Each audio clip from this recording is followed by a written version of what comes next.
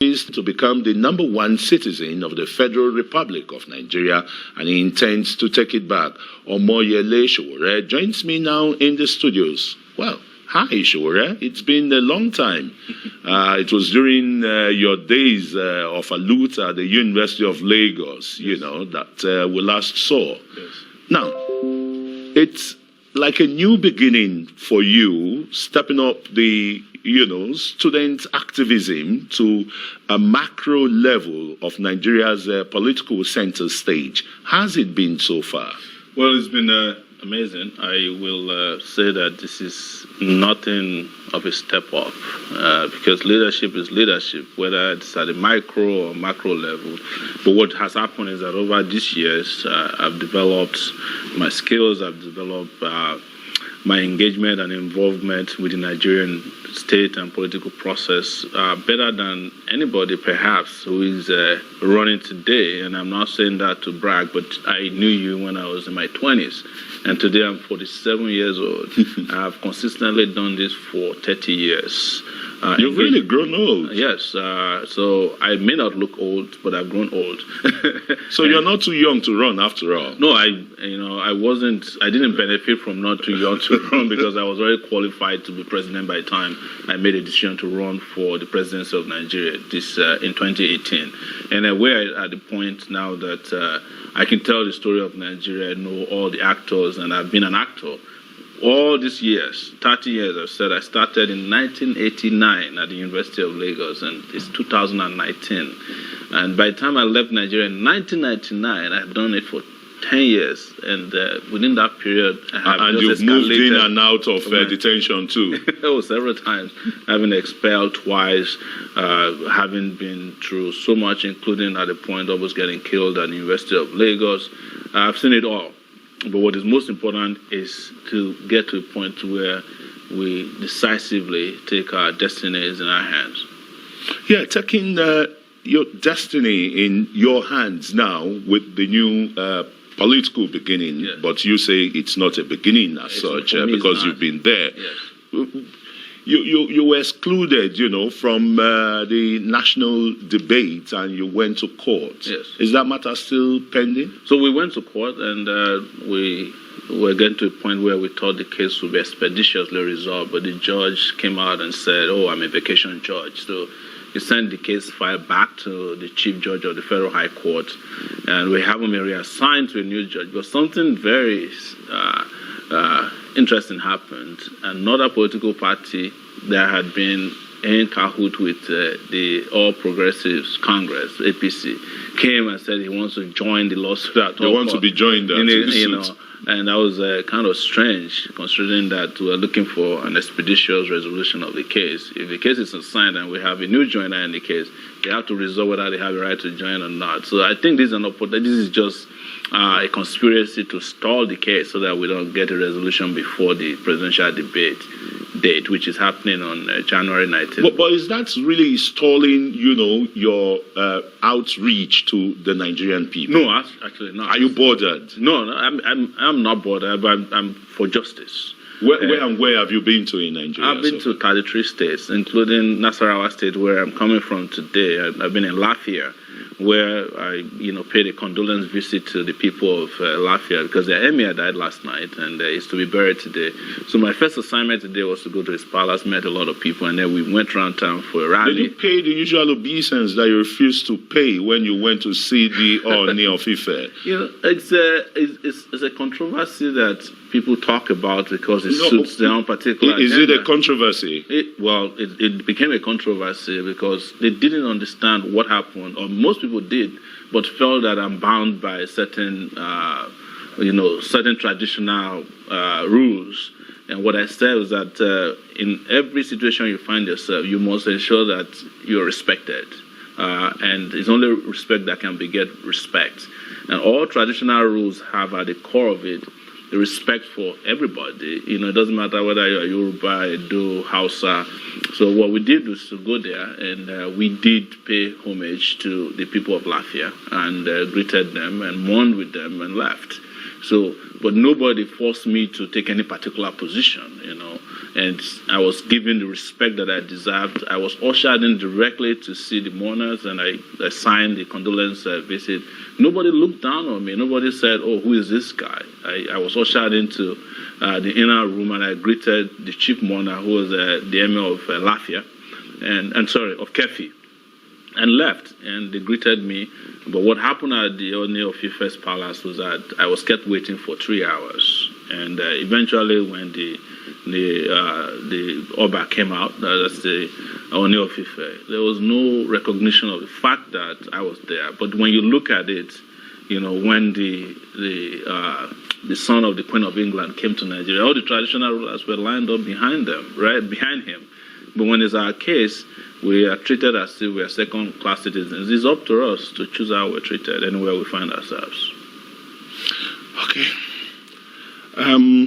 How has your message, the message of the African Action Congress, you as a flag bearer, been received by the people? Because it is really Herculean or tough, seeing you mobilize so much crowd like that. I saw some visuals of you while you were in Kano. Yes. It was a motley crowd. Yes. Are you bothered by the turnout at your rallies? No, as any rally that you see us holding is organic. People are connecting with us based on our message. As you've not paid people money to come, so no rent a crowd? No. In fact, in most cases, we don't even have police. So we are welcomed by the people, and we talk to them, we engage with them. You don't write the police that, look, you're going to have a rally in this state. We do, but in most cases, they don't give us police protection. We wrote to the IG of police for special protection, and they never responded. Do you need it? Because I know quite a number of views, criticize that. Why the VIP? Why police or VIPs? We are not looking for VIP treatment. I'm fine, but when you go out there to mix with a lot of people, you have to take security into consideration. Not because of me. In some cases, because of those who come to welcome us and people who come and talk with us. And we've had instances where we're held up by area boys who mistook us for the traditional politicians and asked us for money. And when we don't give, they hold us to ransom. And how have you wriggled out of that? We talk to them and say, look, we are not the people who stole your money. And after a while, they talk among themselves and say, oh, these guys are different, and they let us go. And they understand. They do. And you try to persuade them that they must vote for you. They should vote for you. In fact, after such kind of a standoff, we earn their respect. And they turn around and say, oh, we wish we knew that you're coming or you're the one. Because we are looking for these people who stole our money. We want to take our own back right now. But there's also a culture of instant gratification, that's become a political culture in Nigeria. And we have to break through all those barriers. It's not easy, but we've been doing a good job at it. That's why we've been able to, navigate through 33 states. And we've done over 150 to 200 events, both within Nigeria and outside of Nigeria. And now people are the ones donating to us. I was going to ask you, how is the level of volunteering for your cause, for your campaign? Amazing. So I'll start with the donations. We've received close to 100 million naira in between donations made to our Nigerian account and GoFundMe, which is within Nigeria, within and outside Nigeria, but mostly by Nigerians. And we have been able to use that in traveling around the country, traveling outside of the country, and wherever we go, we've enjoyed massive. You go by private jet, like? No, I've never entered a private jet before. I don't know how the inside of a private jet looks, but I can tell you something. I have been to more cities and towns and villages in Nigeria than any of the presidential candidates with a private jet, including the President of the Federal Republic of Nigeria, Alhaji Muhammadu Buhari. Well, the President, Muhammadu Buhari, has gotten the endorsement of what once used to be your constituency. Which one? I'm talking about the National Association of Nigerian Students, NANS, where its leadership only just about a week ago, or less than a fortnight ago, said to him at the presidential villa, Mr. President, we are giving you 20 million votes of the students so that he can continue. So let me break it down this way. The number of young people across Nigeria that registered to vote, 22 million voters. The number of students in Nigeria, not even close to 20 million, right? The university with the highest number of students is the University of Calabar with about 43,000 students. I don't think that these NANS guys can provide Buhari with 20 votes. I can tell you that, I'm very convinced that they don't have up to 20 So you think votes. it's a scam? It's a scam. It's a big scam. And NAS has been in the business of scamming people for a while now, And when you're talking about NAS, you have to ask which NAS. Is it the NAS that is headed by people who have already graduated from the university? Or, they have different versions of NAS now. You have to do your research. And they drive very luxurious cars. I've seen them driving luxurious cars. I've seen them in presidential jets before. I think these guys are aspiring to be like the enemies of the public. They are mirroring their lives after those are the politicians that ruined the country. But these are the people we used to fight against. I came from the tradition of, socially responsible activism, politically active activism, and nowadays used to be completely against any kind of relationship with those in power that can taint. And even, giving awards. Ideology. They give awards. So I have seen this same NAS people give award to the likes of Buruji Kashamo, a senator in Nigeria who's wanted in the U.S. I've seen them give awards to the most ridiculous people. Is that what they're supposed to be doing? No, NAS has become commercialized. It has become a commercial entity, and their relationship with politicians is a transactional one. That's why you never see NAS fighting for express students. You can't find them fighting against school fees increment. I was going to ask you. So, if you come in as a president with the perennial truncation of tertiary education, whether at the university level by ASU or ASUP and the rest, for one salary increment, one teaching allowance and the rest, all in the name of fighting for the students, and with your experience then at the University of Lagos, how are you going to rejig the Nigerian education system? Not just at the tertiary level, because the most important level is the primary and the secondary level. Absolutely. Let me start by telling you how many kids we have out of school. You all know that, 13 million of them. We have to take them back into school. And our specific intervention is to spend an average of 100,000 naira per kid to return them back to school. That would take us about 1.3 trillion naira. Investment to take this annually. It won't be annually, because the moment we take them out at once into school, then they become part of, the education system. So it's when you don't do it at once that you have to spend annually. So it's going to be a one-time intervention of ensuring that all the 13 million kids are sent back to school.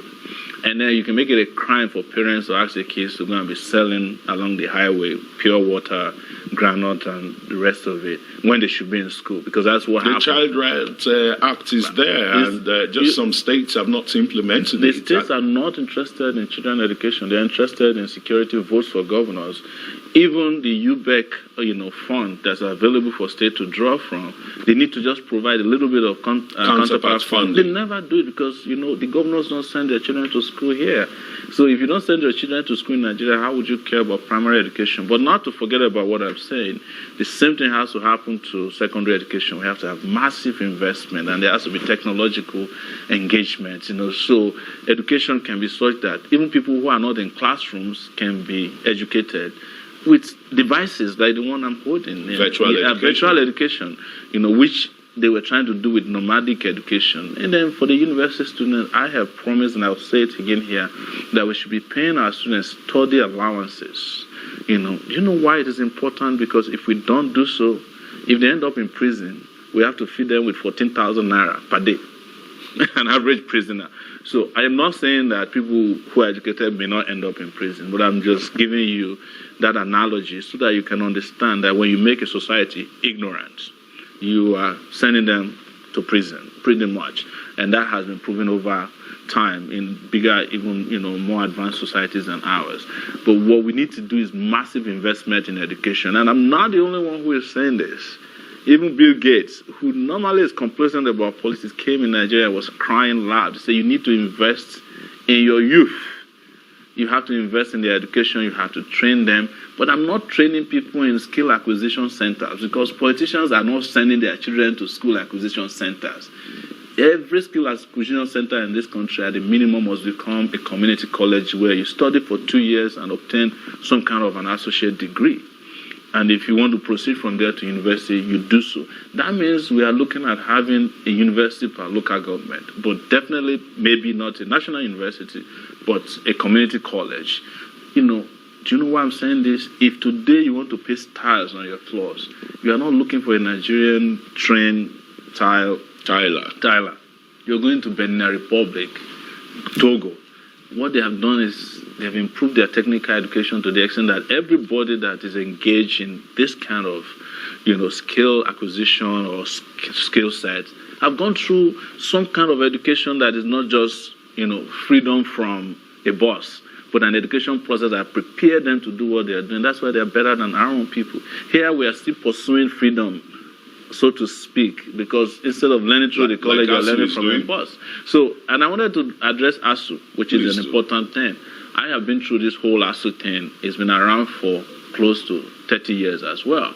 And we must... Are they really supporting the students? Are they really fighting for the students? No, what you have to understand about ASU is that ASU understands that the Nigerian government is irresponsible. They are the ones who help them draft policy. They know how money is wasted. They know that this country is a drain pipe. And they're looking at how well they can get the government to give to keep the education system going. What we need to do is to drag ASU into the management of resources that are meant for university education.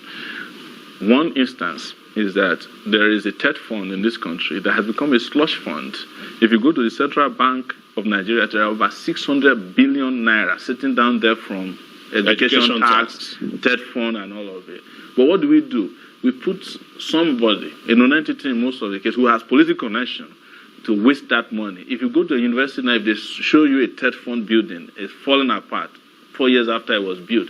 The buildings that were built by the universities some 50 years ago, they are still intact. TED fund buildings are falling apart.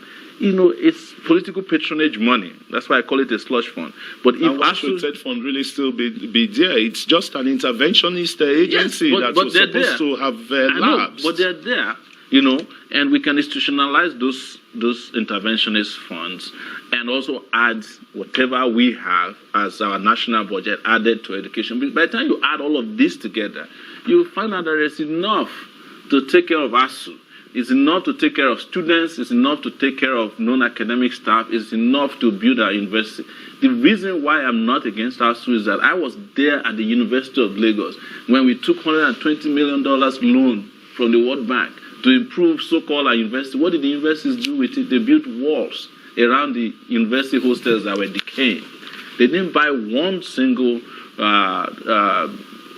tube in the laboratories. There were no books that were known to have been purchased by them. It happened. And then virtual libraries have been in existence. And now we don't even need libraries as they used to be before. But how are universities tapping into it? If you go to these universities today, there are not many universities that even have functioning websites. You can count how many universities have emails for their students. So there's a lot of work to be done. But again, this is where the digital, brains must come to rescue the country, because we are doing things the analog ways, and we're expecting a digital results. Waste of time. Okay, enough for education. Let's look at the health sector. Yes. What is the African Action Congress going to bring, to help eradicate the issue of polio? Nigeria is still polio infested in the 21st century, and the rest, some communicable diseases that have been eradicated are still prominent here. Nigeria is the laboratory for all the diseases that are supposed to have, be eradicated. This is where you can find them. And it is because nobody has done much in improving our health infrastructure. Nobody has done much in improving upon our health care delivery system. We do not have a harmonized universal health care delivery system that is needed for a country like Nigeria. But you have the NHIS, which is supposed to, help smoothing all this. You know the history of NHIS. It's also a slush fund. I met the NHIS secretary, the one that was fired, at a public event one day. He was playing with his phone. The health minister disaster. The guy was saying that doctors should leave their job to go and be tailors because his tailor is a doctor. When you have people with that kind of mindset running an important... And he was once the president of NAD. Yeah. When you have them running the healthcare sector, you are in trouble. But most importantly, what are we going to do? We have said that we would send manpower out there, because a lot of people in Nigeria have never had their blood pressure tested before or measured. We need to put in at least 160,000 people, healthcare workers, to fan out of the country. It's the same way we want to do with education, 200,000 teachers immediately. But most importantly, we must also start tapping into, health technology. We are talking about telemedicine, where people who left Nigeria a long time ago, doctors who want to intervene but don't necessarily want to come in immediately, can use telephoning, to help people take care of their health care issues. It's not going to be massive as much as we would want at the beginning. But if you are thinking about 100 million, phone users in Nigeria, we can get a text message or send a text message to a doctor. We can start solving the problems in that direction. Because healthcare is no longer about massive hospital buildings anymore. A lot of also virtual healthcare systems have existed. But most importantly, which is important, is to provide a universal basic healthcare delivery program for Nigeria, where an average Nigerian can see a doctor regardless of their status whenever they fall sick, that these doctors are available, and we figure out how to keep our doctors here, and we attract the ones that have left the same way they did in India, because we are spending $2 billion every year to get health care from India. And it used to be that Nigeria tourism. Yes, yes. Healthcare tourism. We embark on, all of this medical tourism in India, whereas we could be the ones providing to the entire African sub-region, because we used to do for Saudi Arabia. Right now, Nigerian doctors, nurses are the most wanted or needed in the US, in the UK, in Canada. They're always looking for our doctors. Why is it that we cannot provide the health care that people need here? Because our government don't care. But you know why? Even if the president calls today, where does he go to get medical care? He goes to London. And when you become president, too, because of the facilities around you, you'll be flown abroad, too. No, I'm not going to be flown abroad. I am not going to be leaving this country to seek medical care. Anything that I cannot be treated here, better kill me. And I mean it. But this is the reason why a president will not abandon the country, to be helpless. Because everything that is needed to start putting health care in place is not something that takes eternity, right? If you have 1.3 billion naira budget for the Aso Rock clinic and you don't have a syringe there, it is not the fault of the public, it's the fault of the president and his people. And that's what the wife of the president said. And if you have 1.3 billion naira to spend on the Aso Rock clinic, there better be several billion others to spend in other clinics around the world. It doesn't take too much. And that is why the leadership with passion, a leadership with intellect, a leadership with connection and exposure is necessary, not a leadership with tunnel vision. This is what is killing us in this country. And that's why we're urging our people to vote for the right people into office, vote for the right president, and vote Omoyele Sowore. But some people will say, Sowore doesn't have the experience. Where have you worked apart from being a publisher of an online newspaper? What management experience do you have? Some might still be saying, looking at you like the Lilliputian student union activist that you are, talking about 180 million people. That's not true. So you look at me, I'm sitting here 47 years old. Out of that 47, I've expended 30 years of my life fighting for what is right. I'm an experienced fighter. And when countries are under attack from mediocre leadership, they look for fighters to take them through that era. And I would ask you, what was Mandela's experience when he became the president of South Africa? He sat there in jail for 27 years. Where did he go to school? Which local government did he manage? Which state did he govern? No, because at he was a practicing lawyer before he went to jail. Absolutely, but he had not practiced. He had a very thriving chamber with the late Oliver Tambo and others. Then you can say that I also have a thriving internationally recognized media company, that even probably it's had giving better you the reach. necessary management skills and the rest. It's not giving me. I had that already. I've done that for 12 years. But I also manage events. I manage crises. I was part of people who stayed on the front lines in this country when the military said they wouldn't give up power. And we helped them get out of power. I was there when a man said he wanted to continue like Mugabe in this country, and we helped ease him out of power. I was one who midwifed the time most difficult for Nigerians when a sick president was sitting in Saudi Arabia and they said he was recovering.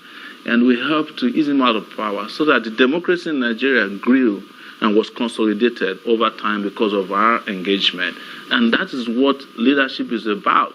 So the experience you are talking about is the experience in corruption, in assassination, is the experience in destruction of public institutions. I don't have that, and I don't want that, and I'm sure Nigerians are tired of that. The people who are running for office against me or who are our opponents in this election, they don't have any experience. They have zilch experience. Everything they own on the back of our people. The profit that they make, when you call them industrialists, is because they have cornered to themselves public institutions that they sold to private individuals who are proxies for them. I don't have this kind of experience. But we're looking for a leader at this point. And if you're looking for a leader, you're looking for a leader who can stand up for you, can fight for you, and who can make your country progress. And that's what every country does when they're in a quagmire like we are now. Well, virtually all the presidential contestants have been, hinging the new development on agriculture, knowing that, it's more than a potential. But the country is still basically agrarian, and when it comes to the issue of agriculture. It's not just producing the crops that matters. It's how the byproducts are used by maybe cottage industries and the rest. How are you going to do that? So what I discovered traveling around this country is that we're just not an agrarian side. We're still using crude. You've got to do that very quickly because your time is we're still using crude implements to carry out agriculture. We're still using cows and donkeys to plow, whereas our governors are driving Prado jeeps all over the place.